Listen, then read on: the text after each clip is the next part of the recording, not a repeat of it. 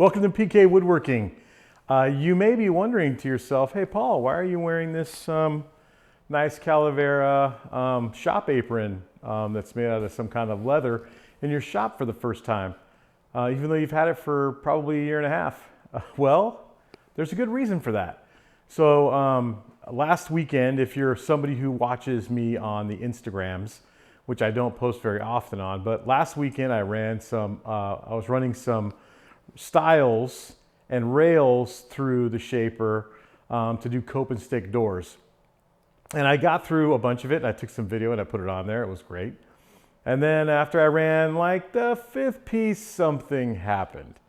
Now I had this power feeder, which I'm swinging in the way in front of it. I was using the power feeder to run the product, and I was running the shaper correctly. I had it all programmed in the screen behind me. However, there's still things that can happen and did happen. So I've got video of it. We're going to see a little bit later. But let me just give you a closer look of kind of how I set it up and what was going on. Okay, so these right here are Einer fences. And hopefully you can see me through there. These are Einer integral fences that are on my shaper. And they're really handy and they're really great for protecting yourself, etc. And so if you use them correctly. So normally what you do is you kind of release these, they come across, and what they do is they bridge the gap between the fences, so it makes it a lot safer. So there's one instance though that is you got to kind of pay attention to, which is because this can bridge across. Yeah, let me get this bottom one. This can bridge across like so. It leaves a gap on this side if you can't use that piece. So there's a filler piece that goes underneath this. When you take these off, you can see, maybe hopefully, from this side hopefully, that there's a groove that locates that filler piece. And then also there's a groove on the top part that accepts an Allen screw that's pushed up into it to hold it. I did not have those Allen screws far enough in. So what happened was it took this piece, as you can see the carnage, there and there, and it took it from where it was, which was actually right here, and shot it into the cutter head. And then I didn't know where it went. I had no clue. It just kind of disappeared. I heard the noise. You'll hear the noise when I play the video. But nothing happened. I looked down. I didn't see anything going on with me. Everything seemed to look fine. So as far as I was concerned, I just had something fail. I even thought that this piece of wood, which you can see right here, is what happened to it. I thought maybe because it was white oak, it just, blew up, which can happen with white oak, but that wasn't the case. So anyways, this piece is now bent and unusable. And so I've ordered another piece. And then let me give you a look at what the cutter head looks like. So these are the cutter heads. This is the cutter head stack that is used to make the end cuts. And then this is the one that makes the cut that I was using. And as you can see, it's got insert pieces that are here that make the groove for the panel that goes into those rails and stiles. And this is a solid piece of carbide. And then it's got two carbide cutters on either side that cut the profile. As you can see, that is probably what hit the piece that came out, and it cracked it off of here. And it also did a little damage to the front here, but it won't matter. That's not where it indexes. And then I've got a couple of other pieces of carbide that are separate there. So the cutter head intact, I think we're fine. Each one of these Little carbide index pieces are around, I don't know, 50, 60 bucks a piece. You got to buy them in a pair. So that's a $125 mistake. And then this piece from Einer is another 70 bucks, give or take, with shipping. So that little slight moment in time was about a $200 mistake.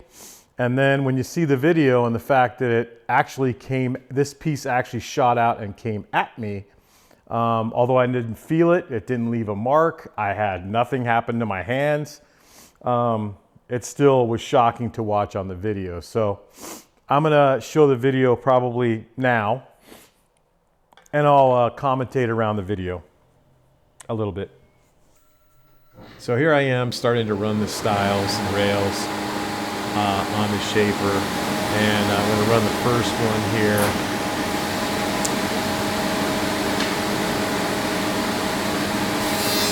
Everything's going fine.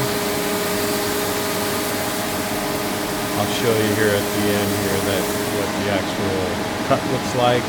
It's a traditional shaker, but a bevel on the front, which is kind of nice.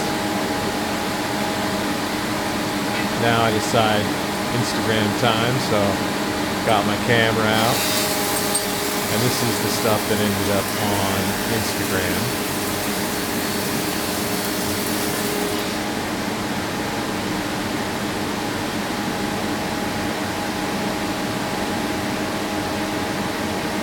Then I finish off the Instagram and go get my next piece to get ready to run. And like I said, this was, I believe, the 5th piece that I ran, and that's when you'll see first in full speed. Here it happens.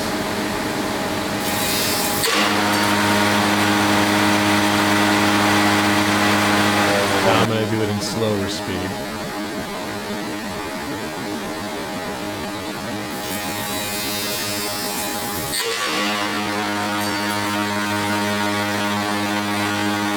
The sound that the shaper makes is really because of the unbalanced cutter.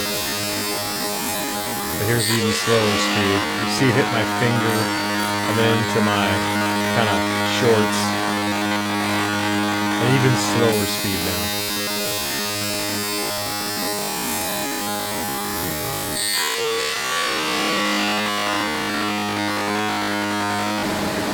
And then full speed again. And again, the sound that shaper is making is because it's missing that cutter piece, and so I've got some choice language here.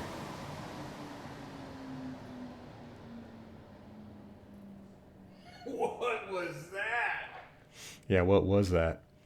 So now I'm going to take away the power feeder so I can see what happened. At this point, I don't even know that that one piece is missing off of the bottom of the Einer support. I'm looking at the cutter.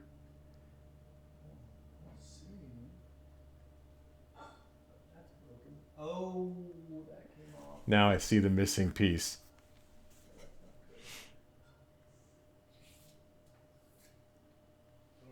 I didn't video me removing the cutter, but after I find this piece of carbide, Could have been ugly.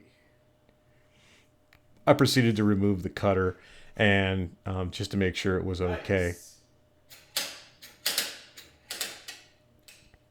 And here's where I realize that that insert piece is missing, and I went to go look for it. There it is. And there it was over by the subwoofer. Well, I obviously didn't know what the fuck I was doing with that. Yeah, I didn't understand quite yet. Destroyed that thing pretty good. So the big question, what could I or should I have done differently? So the first things first is I should have taken this sticker off of the actual piece before I used it. And that would have shown me via these 2 Allen keys how far this needed to protrude outside of this to make it stick. So the other 2 Allen screws, all they do is give you the protrusion to keep it flat to the front of this piece. So that was already adjusted. But what I needed to have happen was that these two little grub screws needed to be protruding enough so they would hit the groove that's actually back there. And then when I lowered it down and locked it, that there's no possible way for this to move. That's basically pinned down to the table.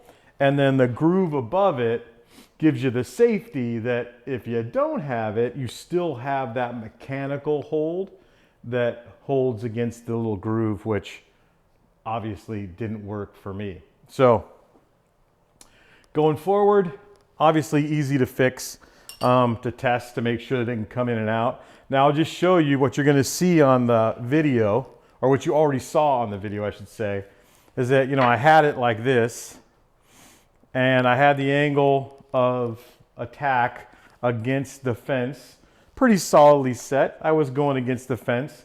You'll see me holding the piece of wood against the front, but I just do it because I just thought, you know, I always do it. It's always like a reflex to do. But I already had moved, as you can see here, the outfeed fence about a 0.5 millimeter forward to take up any of the wood that was coming off of the piece as it was getting run through. So the setup was solid, except for this safety piece, which definitely is a safety piece if you know what you're doing. At the time, I didn't. Anyway, so that's that. Key takeaways here. So key takeaways here is some more safety stuff. So as much as you protect yourself with a power feeder or whatever in front of it, like having this thick leather Calavera like thing that I bought a while ago, which wasn't cheap and really well made. I'm not sponsored, I paid full price for, but gonna wear this every time I'm doing something on the shaper, that's for sure. Maybe even more, it's kind of fun. And then some safety glasses for sure.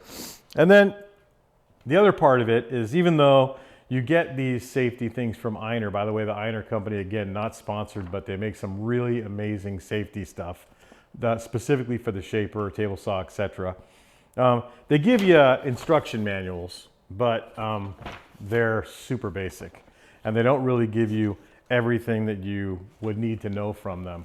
So luckily, I have gone to a couple of Alpine workshops for the shaper, and I think it gave me most of what I needed, but the great part afterward was I got a chance to get some great feedback from them about what to do differently. Here's the part that's the bummer. Everything was going great. I was programming all the different cutter heads into the machine at the right heights that I would keep it at if I was going to go back and cut another cope and stick door. And it was going to be something where I could easily do it. I ran some raised panels on the shaper, and here's the test piece. Came out fantastic. They're down there on the floor right now.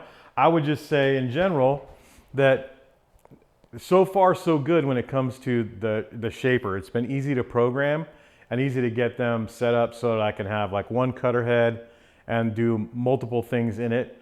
It remains to be seen when I come back to it the second time if it keeps the tolerances where I want to, so I can just go right back to it, put the same spacers you'd put inside of it, and go and see that I've got the same cut quality. That'll be after I get these parts to replace and go back to it. We'll see if it works or not, because I took the cutter head off of the machine to make sure that there wasn't anything that happened to the machine. The machine runs fine, works. Secondarily, hopefully this will show with some decent focus if I can get this to work. So you'll see right here that there's programs built into it. So if you go to program and then I go to open one that I've done before, you can see I've got raised panel right here, which I click it, and then it basically tells me where I was on that raised panel. I had it 10 millimeters up and I had it 1 millimeter in from where it was standard, and that cut that raised panel exactly how I wanted. Now what I can do is I can go back in and I can call this like a specific cutter profile, and I can keep adding more cutter profiles underneath there if there's different spacing and height that you want to use for different cutter profiles. Like if I wanted to do this so that there would be a back cut on that panel, then I could also have to change the, the height, whatever, to get a back cut to work. So all of those can be put under that one cutter. And if I go and I open another one, to the shaker door that I was doing, you can see I've got the cope cut done, and then I could add the other cut after the fact. So anyways, it was working great until that happened. A couple of extra key things. It's a 10 horsepower shaper, and I was running the cutter head at 6,000 RPM, which is right in the suggested range of the cutter head.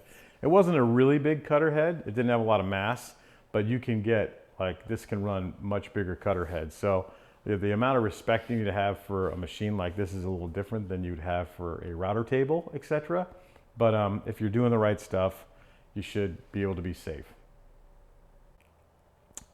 Be safe out there, and thanks for watching, and we'll see you on the next one.